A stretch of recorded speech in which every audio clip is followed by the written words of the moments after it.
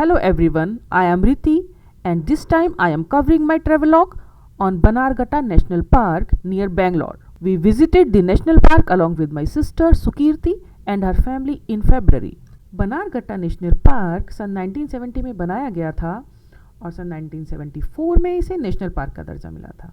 2002 में इस पार्क के अंदर एक जू भी बनाया गया था।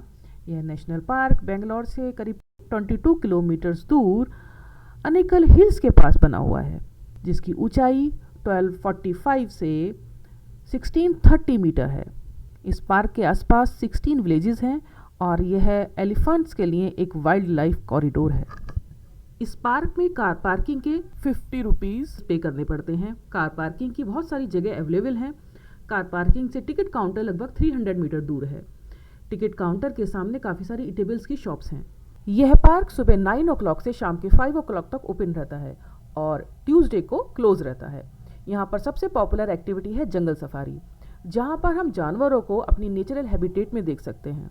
यह जंगल सफारी लगभग 6 किलोमीटर लंबी है। जंगल सफारी और जू के अलावा यहाँ पर बटरफ्लाई पार्क भी है। जहाँ तक टैरिफ चार्ट की डिटेल्स हैं वो मैंने आपको दिखाई हैं। इंटरेस्टिंगली यहाँ भी एक अलग जगह अलग डिटेल्स हैं जो कि टिकट काउंटर के पास हैं।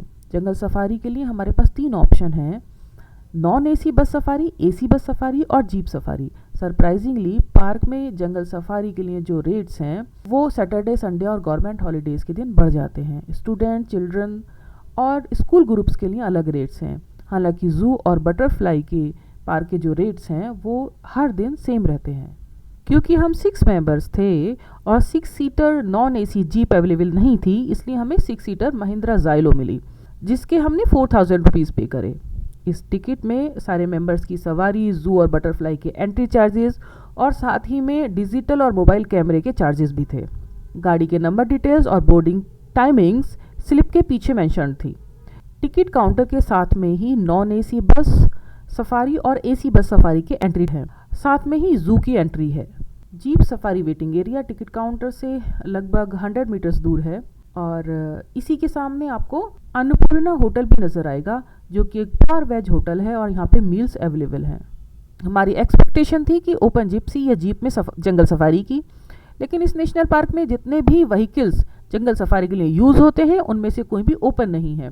नॉन एसी बसेस या जीप 4 व्हीलर्स के चारों तरफ आयरन विंडशील्ड्स हैं, जिनमें बाहर देखने के लिए एक छोटा सा ही ओपनिंग एरिया मिलता है, जिसकी वजह से बाहर का क्लियर व्यू मिलना मुश्किल हो जाता है। वहीं मैंने देखा कि एसी बसेस में बाहर आयरन विंडशील्ड्स नहीं हैं, जिससे कि शायद उन्हें एक अच्छा व्यू देखने को मिलता होगा। सफारी एरिया में एंट्री से पहले ही लेफ्ट साइड में बटरफ्लाई पार्क का एंट्री गेट है। सफारी की शुरुआत में है डियर सफारी। यहाँ पर अलग अलग टाइप के डियर्स जैसे चीतल, बार्किंग डियर वगैरह देखने को मिलते हैं।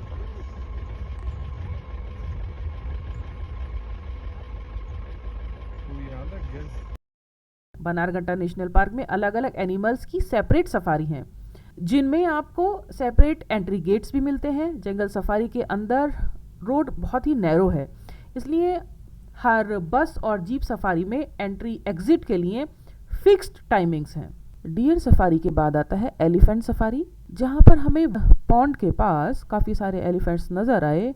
कुछ एलिफेंट्स पानी के अंदर खड़े थे। यहाँ पर इन्होंने आयरन बार्स का इस्तेमाल किया है ताकि कोई भी एलिफेंट गलती से रोड के ऊपर ना आ पाए और किसी गाड़ी को नुकसान ना पहुँचा पाए। एलिफेंट सफारी के बाद हमने एंट्री की बियर सफारी में।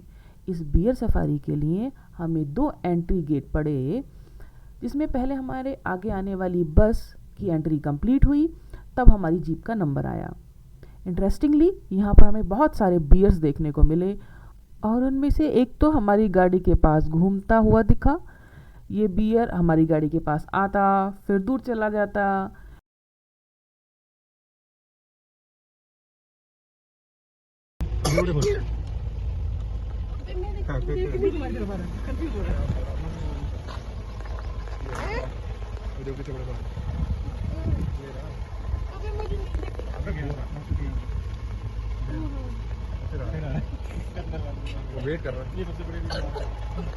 क्योंकि ये दोपहर का टाइम था, कुछ बियर्स पेड़ों के नीचे रेस्ट करते हुए मिले, जिन्हें कैमोफ्लेज में ढूंढना थोड़ा मुश्किल लेकिन इंटरेस्टिंग था।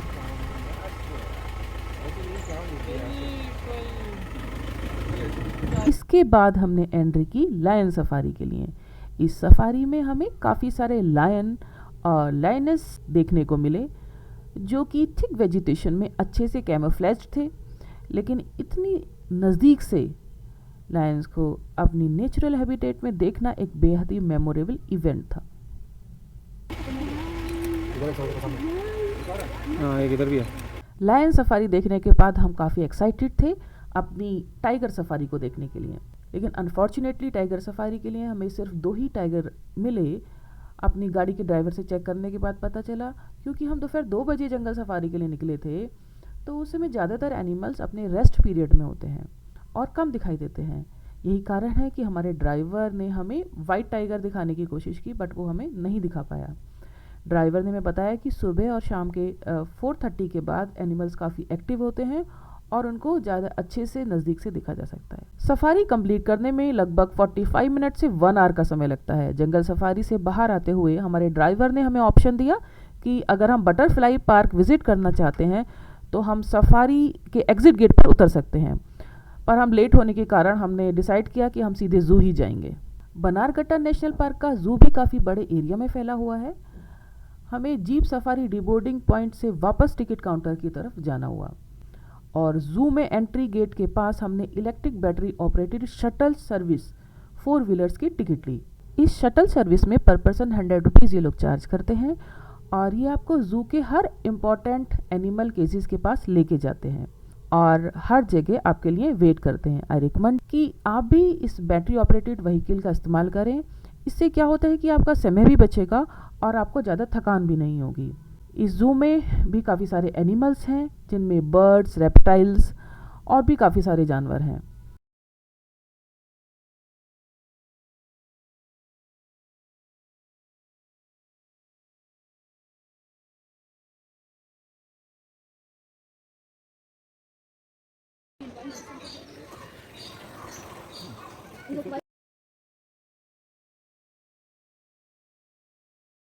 Black shrimp.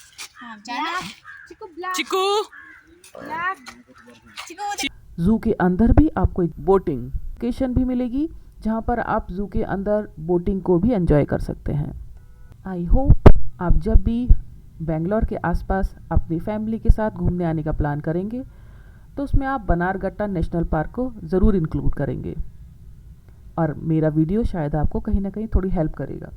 Thank you so much for watching my video. If you like the content, please like, share and subscribe my channel. Do write suggestions if any in comment box.